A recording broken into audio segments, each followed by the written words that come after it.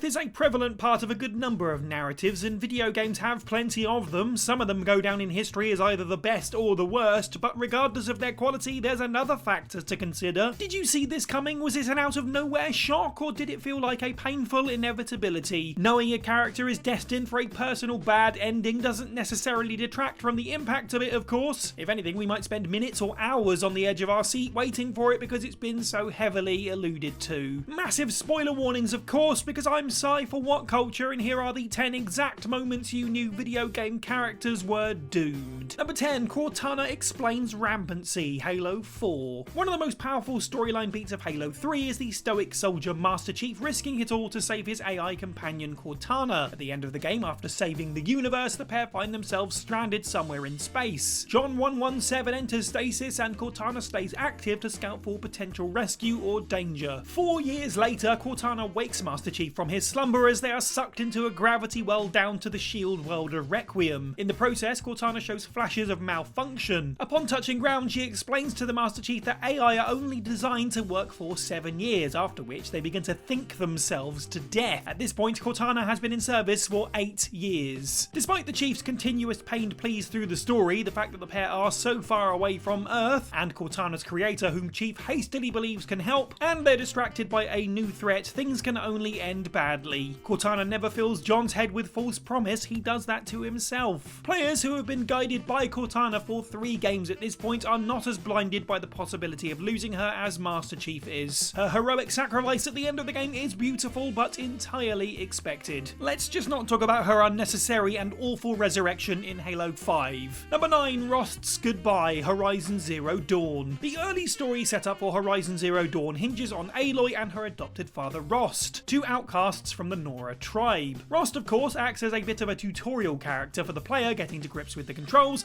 and a mentor for everything Aloy needs. When she chooses to take part in a trial known as the Proving, Rost says his goodbyes to Aloy because it's Nora tribe rule to never associate with outsiders. If Aloy succeeds, they can never see each other again. The player has a few ways to respond to Rost's soft, mournful parting words, but whether that's done in anger or sadness, it's very clear that they're not going to get a chance for another conversation. After all, dying father figures is storytelling 101, and at this point, what else does Rost have to offer to the story other than further impetus for Aloy's journey? Players have been tutorialized and have spent enough time in the opening area. This is clearly the moment where the game opens up, and there needs to be a springboard of momentum. So of course, players are hardly surprised when the trial goes awry and Rost, who jumps in to help, winds up sacrificing himself for Aloy's safety. Thanks, Dad. It wasn't exactly a shock, but it's still a nice thing to do. Number 8, Zombie Brad, Resident Evil 2. In Resident Evil 3 Nemesis, players take on the role of Jill Valentine as she attempts to escape the doomed Raccoon City, now running amok with virus-carrying monsters. To make matters worse, she's being pursued by the titular Nemesis, a hulking brute with a bone or 206 to pick with the remaining members of STARS. The arrival of the tyrant is described by Jill's colleague Brad Vickers, who's very clearly playing the role of cannon fodder to prove Nemesis's power. However, players knew that Brad was not long for escape because of the game's predecessor that released 18 months earlier. There's a collectible file in Resident Evil 2 that actually details that Chris Redfield, Jill Valentine and Barry Burton plan to fly out to Europe to take down Umbrella's base. This leaves Rebecca Chambers and Brad Vickers unaccounted for. However, if players make it through the game's opening without grabbing an item, they'll find the truth. Shuffling outside the Raccoon City Police Department is a zombified Brad Vickers having succumbed to the T-virus. Whilst Brad was immediately recognised as KIA, it wasn't until Resident Evil 3 Nemesis that we found out exactly how. Skewered by the leather daddy tyrant Nemesis in the police station forecourt.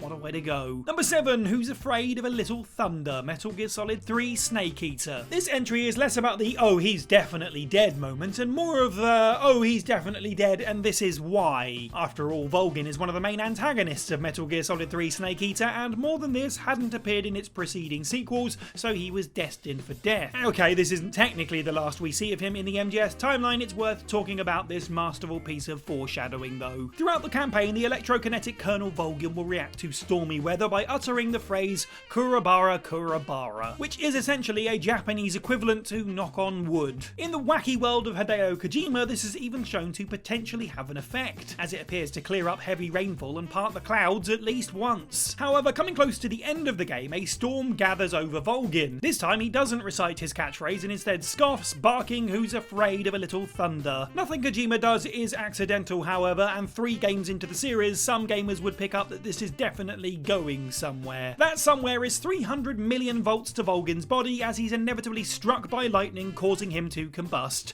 I guess being superstitious was his real superpower. Number 6, anything for Trish, Infamous. Infamous stars Cole McGrath, an unfortunate courier who gets exposed to a mysterious blast that gives him superhero or villain powers. However, the explosion causes mass devastation. Trish, Cole's girlfriend, blames him for the death of her sister Amy, fracturing their relationship, which our protagonist spends the game trying to fix, while Trish acts hostile. At the end of the mission, anything for Trish, she forgives Cole, and then come the words, "I want us to be together again." Uh-oh. In fairness to Infamous, it does throw players off the scent. The next time you meet Trish, she's in grave danger, but the player is presented with an all-important choice. They can either be pragmatic and save 6 doctors from certain doom, or sacrifice them to selfishly choose Trish. However, even if players are taking Cole down the route of the bad guy, in a brilliant act of subversion, Trish will always be at the opposite location to the one you visit, ensuring her death. Which is all well and good, but her death was ensured when she finally patched things up with Cole. You don't do these things before the final mission, where things are still at stake, otherwise you become the stakes. As impactful as Trish's death is, especially if you chose her over the doctors, she had nothing more to give and was always fated to die. Number 5, Dom finds Maria, Gears of War 2. Whilst Dominic Santiego's death occurs in Gears of War 3, it had been a long time coming. The character's entire drive through the first half of the original Gears trilogy is searching for his missing wife. When he encountered her midway through Gears 2 as a broken and scarred woman who no longer recognised him,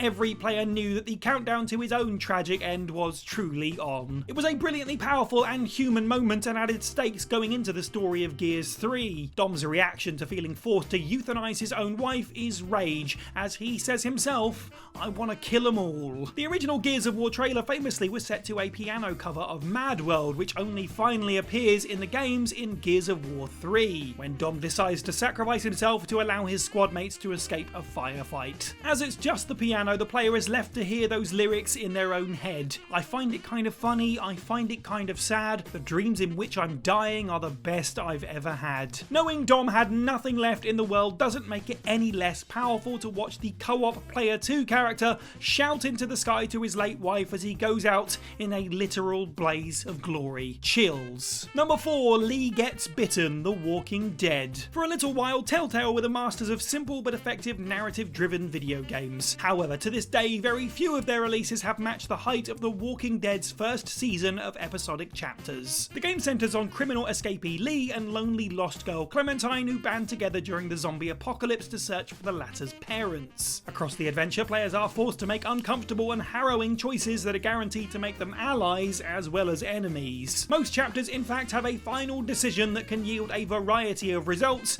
most of which end in someone dying so that someone else can live. The end of episode 4 is where this format begins to change. Lee, bitten by a walker, is done for. Everyone who has seen zombie media knows where this is going. And so players waited nearly 2 months for the concluding episode, appropriately titled No Time Left. This final act of the story has some interesting decisions, but its climax simply asks players if Clementine should shoot Lee and stop him from turning into a zombie or not. He's dead either way. According to the Walking Dead wiki, 95% of players decided to put Lee out of his misery, and they probably spent the last 2 months leading up to that release thinking about it. Number 3, Casaga and Arakawa Reunited, Yakuza Like a Dragon. When it comes to plotlines driven by important deaths, often father figures, you don't get many franchises that use the trope more than Yakuza. As such, to see this happen again in the 7th entry wasn't exactly shocking. After all, Like a Dragon starts with flashbacks that show crime lord Masumi Arakawa seeking revenge for the murder of his father, which is exactly where protagonist Ichiban Kasaga's storyline is also headed. At the very least, the game holds out on this for a good length of time. Instead, the game is driven by the apparent betrayal of Casaga at the hands of his beloved leader Arakawa. Being an abandoned orphan, Arakawa is the closest Casaga has ever had to a father and will do anything for him, quite literally, including 18 years of jail time. As the game's final act begins, the two are reunited and share a long scene together where Ichiban continues to devote himself to Arakawa, despite being told that he was lied to about why exactly he took the fall. The latter alludes to some pretty major considerations that the figure in father figure may well be superfluous. Ichiban's passion that they can finally reconnect against Arakawa's defeated demeanor spells out storyline disaster. Sure enough, surprising no one, Ichiban awakes to find Arakawa has been assassinated, and the cycle continues. Number 2, a fork in the road, Red Dead Redemption 2. Red Dead Redemption 2 as a prequel does a lot of great things to set up and flesh out the story of the first game. Considering his absence from RDR1, players certainly had reason to believe that protagonist Arthur Morgan would die along the way, most likely amidst one of the many shootouts prominent through the Old West. Then again, it wasn't guaranteed. Perhaps he could ride off into the sunset. No, actually, that's not going to happen. Instead, he contracts one of the most devastating illnesses that ravaged the turn of the 20th century. In retrospect, there are so many little subtle hints. Rewatching the confrontation that leads to Arthur getting sick shows that his victim is sputtering from more than just a beating. On Arthur's return to Strauss, the music highlights a rasping melody that scrapes along the neck of a double bass, itself sounding like chesty coughs. Of course, Arthur's sickness is reflected in the gameplay too, as he loses weight and strength. The real moment of realization comes when control is taken from the player, and after he collapses, Morgan is told he has tuberculosis. Suddenly, everything makes sense. There's no legendary shootout, and there certainly isn't a chance in hell Arthur is riding off when the credits roll. Hearing the word tuberculosis was a death sentence in 1899, and players knew that there was no escaping this one. And number 1, Survive, Halo Reach. One of the first pieces of conversational dialogue in the original Halo briefly mentions Reach without really saying much about it. In fact, the colony doesn't get much explanation in the game itself, largely as it would slow everything down. Instead, the rise and fall of Reach is explained in the Halo books. However, as their swan song of the franchise, original developers Bungie decided to set an immediate prequel to the original Halo on Reach. Whilst the marketing for the game certainly had a gloomy tone, it wasn't necessarily the case that all was lost, right? I mean, Halo 3 had similarly dour trailers, but the game ended on a bittersweet victory at least. But then, after spending a moment to pick out your favourite armour styles and colours, the game literally opens on a shot of your broken helmet laying abandoned on a barren planet.